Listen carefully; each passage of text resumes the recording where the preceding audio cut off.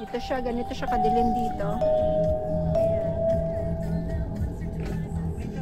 Ayan, dilim. Walang ilaw talaga, so you have to bring your own mga ilaw. So, 7 o'clock, time check. Ito siya, ganito siya kadilim dito. Ayan. Ayan, dilim. Walang ilaw talaga, so you have to bring your own mga ilaw. Buti na lang, maraming dala ng ilaw yung mga kasama ko. Hindi ko na kailangan magdala. Kompleto sila. Ito, namamas ko po. Nakakita ng pang-camping na may ilaw. Oh. Coffee shop ba to? Open na po ba? Open na? Mag-open pa lang. Mamaya dyan tayo magkakape. Tapos dito, yung ihaw-ihaw restaurant. Dito, ihaw-ihaw. Doon, puto bongbong. Puto bongbong. Mamaya may fireworks pa.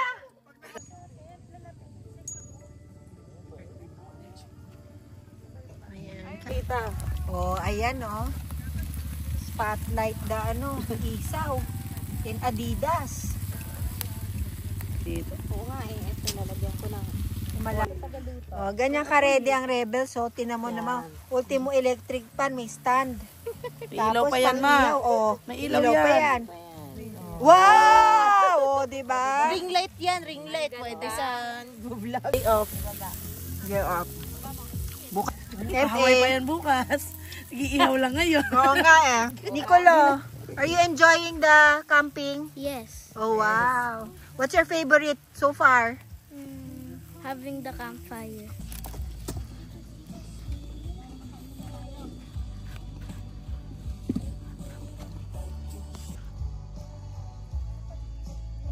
Ayan. Mag-video lang. Oh, kinilaw na tuna, inihaw na baboy, pampano, laing, isaw, chicken feet, pork barbecue. Ano to? Yung Ano parang pork and beans. And fiesta ulit. Time check. 10:20 ng gabi. So, natulog na aming mga kasama. About to sleep na rin. Feels ng 10:20 sa gabi dito malamig-lamig. Parang siyang nasa Sagada ka. Lamig-lamig ng feeling.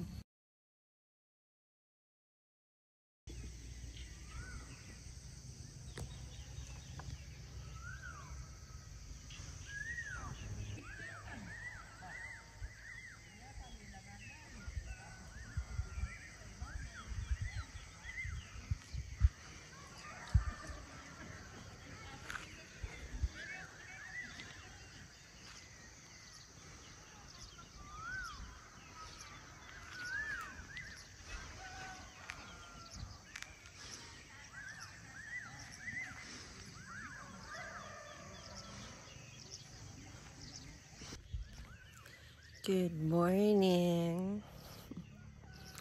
So it's 5:30 a.m. here in Mapanuepe. Sobrang masarap nung feeling. It's because malamig-lamig.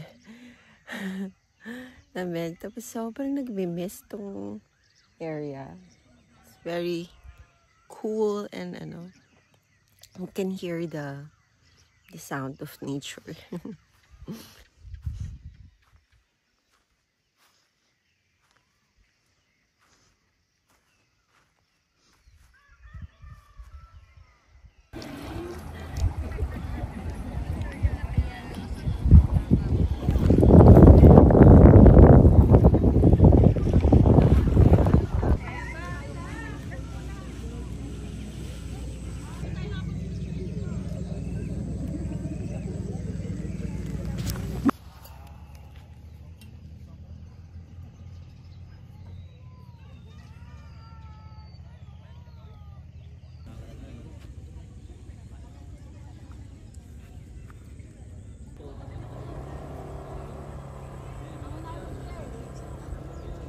Ayan, nagluluto, oh. For the cooks. Ng corned beef. Ang pagkain ng mga camper. 1, 2, 3. Ako po, Friday. Ho!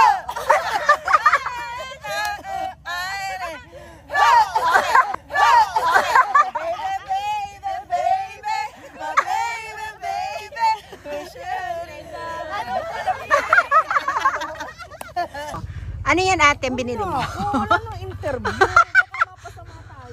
Yan. Ituro mo. Natin si Master. Yan. Para nakaturo sa ano. Katabi, scrambler tuloy mukhang motor. Scramble.